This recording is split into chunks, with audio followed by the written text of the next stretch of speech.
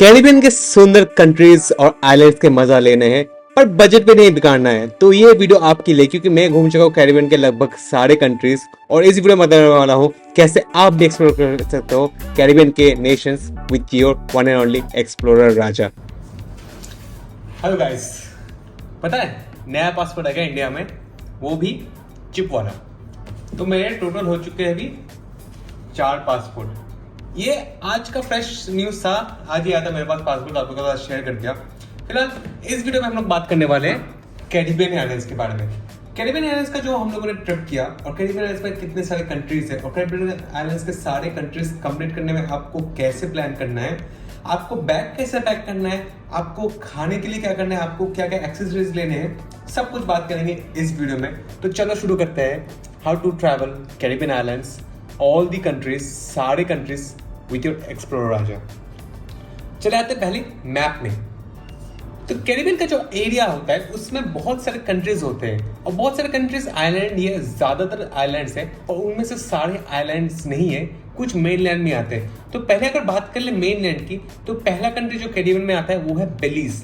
बेलीज English speaking country है, सब काले हैं और ब्रिटिश राज करता था। बेलीज का नाम एक और हुआ करता था, दी ईस्ट हॉन्डुरस भी कहा करता था। तो एनीवे हॉन्डुरस स्पेनिश वाला है, बेलीज आ जाता है कैरिबियन में कंट्री। और 2 कंट्रीज है जो कि कैरिबियन का पार्ट है पर है मेनलैंड में, जो कि नीचे साउथ अमेरिका आइलैंड में आ जाते हैं, गयाना और सूरीनाम।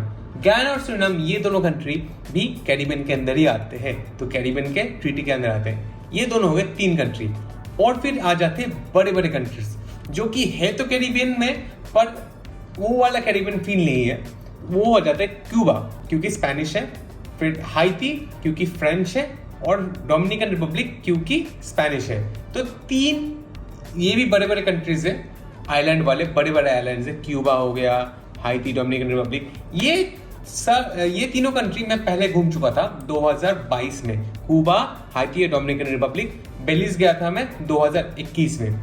क्यूबा के लिए वीजा नहीं चाहिए अगर आपके पास यूएस वीजा है। हाइती वीजा फ्री है। डोमिनिका के लिए आपको अगर बस शेंगन वीजा है, यूएस वीजा, कनाडा वीजा है, तो वीजा नहीं चाहिए। एक और कंट्री आ जाता है जो कि है जमैका। ये भी थोड़ा बड़ा कंट्री है, इसको हम लोगों ने एक्सप्लोर नहीं किया तो मैं अभी तक जानता नहीं, जमैका गया नहीं। और एक और कंट्री आ जाती है बहामास, यहाँ पे भी मैं नहीं गया, ये यहाँ पे भी एक्सप्लोर करना बाकी है। तो पूरे कैरिबियन में बहामास और जमैका बाकी है। ये 8 कंट्रीज हो गई जो कि हम लोग बात कर चुके हैं कैरिबियन की।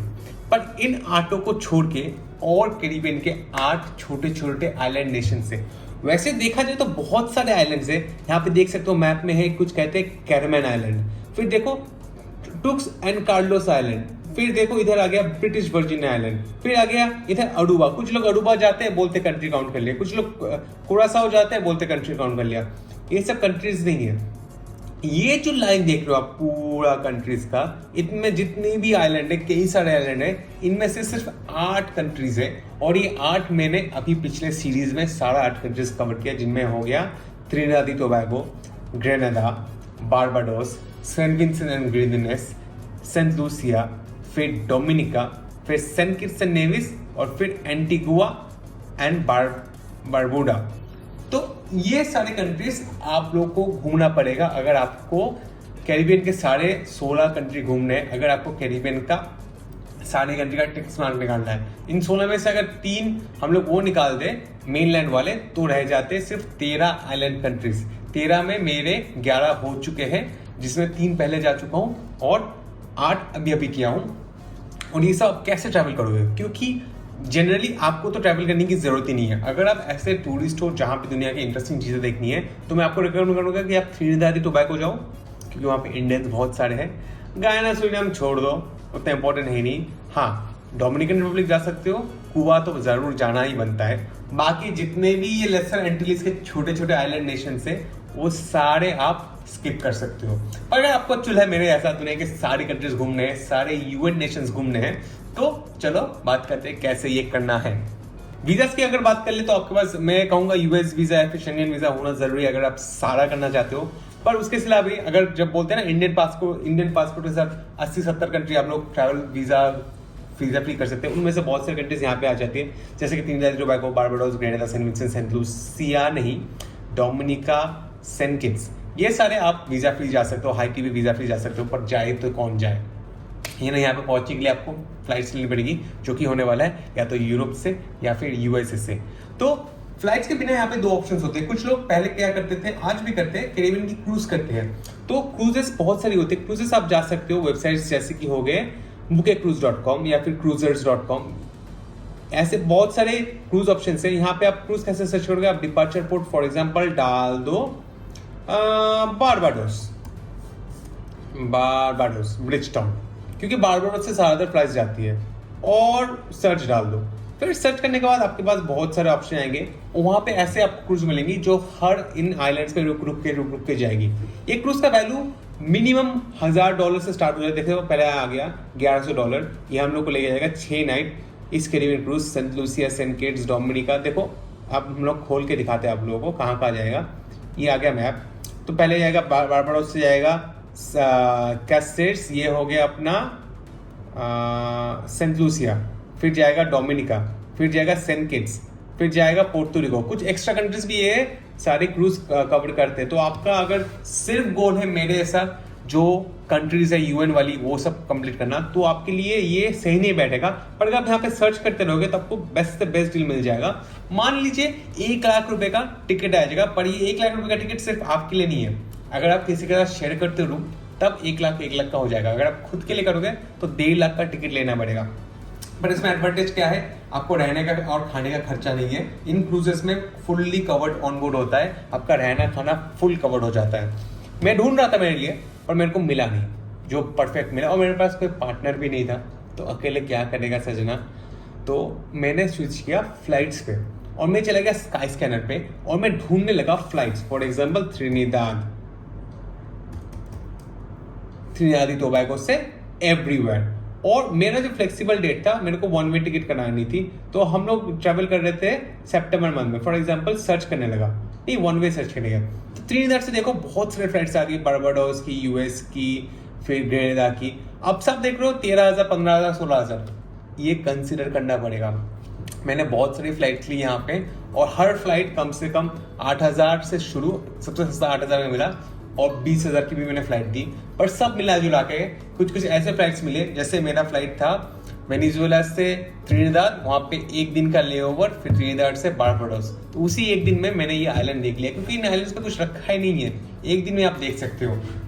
फिर ऐसे ही आप फ्लाइट्स ढूंढ के भी कर सकते हो, और पूरा मैं गारंटी के साथ कह सकता हूँ, अगर आप ठीक से ढूंढो 1 लाख के अंदर आपका फ्लाइट से आ जाएगा।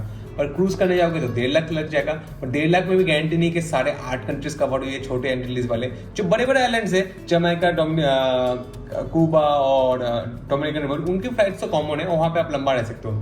तो क्रूज में क्या है कि इन सारे आइलैंड्स में रहना बहुत ही महंगा है, और महंगा बच जाएगा इन क्रूजेस में। पर आपका जो है खाना यहाँ पे उतना महंगा नहीं है यूएस जैसा। खाना आप ढूंढोगे तो थोड़ा बहुत सस्ता खाना मिल जाएगा। प्रॉब्लम हो जाती है रहने के लिए, तो मैं रिकमेंड करूंगा हर कंट्रीज में एक दिन रहो।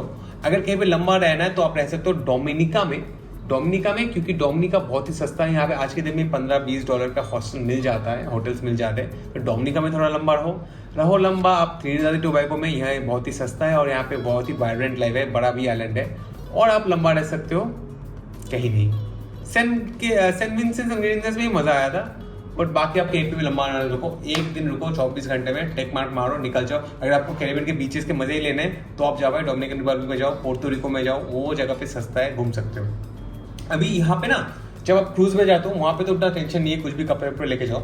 अगर ट्रैवल करोगे फ्लाइट्स में, तो आप लोग को बता दो, सारी एयरक्राफ्ट बहुत ही छोटी रहती है, और छोटे एयरक्राफ्ट रहने की वजह से आपको पैकेज भी कम करना पड़ेगा। ये जो मेरा 50 लीटर का बैकपैक है, 50 लीटर बैकपैक अगर आप फुल बुक नहीं करोगे, मतलब फुल नहीं भरोगे, तो आपका फ्लाइट में अलाउ हो जाएगा। मैं ट्रैवल कर रहा था इससे भी एक साइज छोटा 40 लीटर का बैकपैक में, और सामने मेरा 20 लीटर का बैकपैक था, तो टोटल में 60 लीटर में ट्रैवल कर रहा था। किसी भी एयरलाइन ने रोका टोका नहीं, और मैंने अलग से लगेज का पैसा दिया नहीं। जो कैरी ऑन लगेज था उसी में मैंने ट्रैवल किया। वेदर मस्त रहता है यहाँ पे, उतना गर्मी नहीं होता है। तो मैं तो गया था अक्टूबर नवंबर के महीने में, और ये इक्वेटर के पास ही है, ट्रॉपिकल नॉर्दर्न हेमिस्फीयर में है, तो वेदर उतना खराब है नहीं। तो मैं तो रिकमेंड करूंगा आप छोटा लगेज पैक करो, और यहाँ पे आप जिस भी कंट्री से स्टार्ट करो, चाहे वो यूएस हो, मोस्ट ऑफ यूएस होगा या फिर कहीं से, बहुत सारा खाना पैक कर लो। पर खाने के साथ एक और चीज़ यहाँ पे है, यहाँ पे नेटवर्क की बहुत प्रॉब्लम है, तो आपको ई सिम लेना पड़ेगा। ई सिम से बहुत महंगे हैं। पर एक चीज़ ई सिम से भी जो बढ़ के है, हम लोग को ट्रैवल में बहुत प्रॉब्लम हो जाती है कि ये जो सारे कंट्रीज हैं सब में हिस्टोरिकली स्पेनिश ने रूल किया, फ्रेंच ने रूल किया, कुछ में तो डच ने रूल किया, और कुछ में तो आज भी फ्रांस रूल कर रहा है, और फिर ब्रिटिश ने रूल किया। तो ये सब करने के कारण सबका लैंग्वेज बहुत ही बिगड़ चुका है। इंग्लिश तो बोलते हैं पर बहुत ही अलग इंग्लिश बोलते हैं। और एक और चीज़ जो यहाँ पे बहुत ही प्रॉब्लम है, जो हम लोग को हर ट्रैवलिंग में फेस करना पड़ता है, पर मेरे को लगा नहीं था कि इस एरिया में प्रॉब्लम फेस होगा, कि हर कंट्रीज में चार्जिंग पॉइंट अलग है। हर कंट्रीज का जो सॉकेट है, चार्जिंग वाला सॉकेट हर कंट्रीज में अलग है। तो कैरिबियन में खाना एक और प्रॉब्लम है। खाना सस्ता तो, पर यहाँ पे ना ये चिकन और राइस के अलावा कुछ नहीं मिलता। तो मैं आप लोगों को बता रहा था कि आप पैक कर लो बढ़िया सा स्नीकर बार, ये कुछ पूरा जो ये सीरीज है, पूरा जो एरिया है, ये 8 कंट्री का मैं खासकर बता रहा हूँ, क्योंकि ये 8 कंट्री करना ही मुश्किल बात है, बाकी वाले एकदम ही मुश्किल नहीं है। तो 8 कंट्री मैं रिकमेंड करूँगा। मैंने किया था 16 दिन में, आप 12-13 दिन में हो सके तो कर लेना, क्योंकि मैंने बेकार में ग्रेनेडा में ज़्यादा टाइम बिता लिया था। तो आप कोशिश करना 10-12 दिन में ट्रैवल करने लेने की। और क्योंकि ट्रॉपिकल कंट्रीज है, आप यहाँ पे शॉर्ट्स पहन के या फिर फ्लोरल शर्ट पहन के घूमो, कोई प्रॉब्लम नहीं है, हर चीज़ यहाँ पे मस्त है। फिलहाल अगर आपको ये घूमना है तो बेस्ट सीजन मेरे हिसाब से तो दिसंबर होना चाहिए, वो कि हाई सीजन है। पर हाई सीजन में क्यों होता है कि कैरिबियन का जो मेन टूरिज्म आता है वो आता है कनाडा और यूएसए से, यहाँ से भर भर के लोग आते हैं। मैंने प्री हाई शोल्डर सीजन में ट्रिप किया था, तब क्रूज नहीं आ रहे थे। और क्रूज नहीं आने की वजह से 2 चीज़ें होती हैं। एक चीज़ होती है कि क्रूज नहीं आने की वजह से हर जगह पे शांत है, होटल्स थोड़े सस्ते हैं और क्राउड नहीं है, लोग ज़्यादा ओवर टूरिस्टिक चीज़ें बेचने की कोशिश नहीं कर रहे। पर जो नुकसान होता है, जो टूरिस्टिक एक्टिविटी होती है, जैसे कि मान लो कुछ कुछ जगह पे एक ट्रेन हुआ करता है, कुछ कुछ जगह पे टूर्स होते हैं, वो टूर्स अगर आप बुक करना चाहो तो नहीं कर पाओगे। और आपको क्यों टूर करना भाई, आपको तो बस टिक मार के निकलना है। तो आप थोड़ा शोल्डर सीजन में आओ, सितंबर अक्टूबर में आओ, या फिर फरवरी मार्च में करो। फ्लाइट्स भी खाली मिलेगी, सस्ती मिलेगी, और आपका ये कैरिबियन का मज़ा आ जाएगा। और आपके पास अगर यूएस कनाडा का वीज़ा है, आपको एंडिंग में अच्छा फ्लाइट डील मिलेगा। जैसे मेरा सिर्फ $150 में, if I am not wrong, मेरे को एंटीगुआ से फ्लाइट मिल गई थी टू कनाडा। जी हाँ, मेरा कनाडा है नेक्स्ट ट्रिप। और एंटीगुआ के बारे में एक चीज़ बता दूं, एंटीगुआ का वीज़ा है $50 का, पर अगर आपका लेओवर है 24 घंटे से भी कम, तो ये वीज़ा फ्री हो जाता है, भले ही आपका 2 अलग PNR हो। और मेरा था लेओवर 26 घंटे का, पर मैंने रिक्वेस्ट किया तो मेरे को वीज़ा फ्री एंट्री मिल गया एंटीगुआ में। पर सेंट लूसिया में $50 का वीज़ा लग गया था, बाकी कहीं पे वीज़ा नहीं लगा। यही था कैरिबियन सीरीज़। आई होप आपका डाउट्स क्लियर हो गया होगा। अगर आपको फेरी में करना है या फिर क्रूज शिप में करना है तो एक पार्टनर ढूंढ लो सस्ते में करने के लिए। आपके पास अगर बजट इशू नहीं है तो शायद आप इस वीडियो में नहीं होते। बजट थोड़ा तो इशू होगा ही ना, तो आप देख लेना कैसे करना है आपको। अगर आपके पास पार्टनर है, मैं रिकमेंड करूँगा क्रूज में करो। क्रूज में एक चीज़ नहीं होती है, जो कि पासपोर्ट में स्टैंपिंग नहीं होती है। मेरा पासपोर्ट स्टैम्प करके भरा दिया, क्योंकि हर जगह पे एंट्री एग्जिट स्टैंप मिला, जो कि पासपोर्ट भरने के बाद मज़ा आता है देखने में। पर अगर आप क्रूज से करोगे तो एंट्री एग्जिट स्टैम्प नहीं मिलने वाला। यही फंडा है कैरिबियन का। फिलहाल हम लोग नेक्स्ट कनाडा एक्सप्लोर करने वाले हैं, और आप ऐसे एक्सप्लोर करते रहिए एक्सप्लोरर के साथ। फ्यूचर में जाएंगे जमाइका और बहामास भी, और कैरिबियन क्या पूरे अमेरिका का कहानी खत्म कर देंगे। Till then keep exploring with your explorer.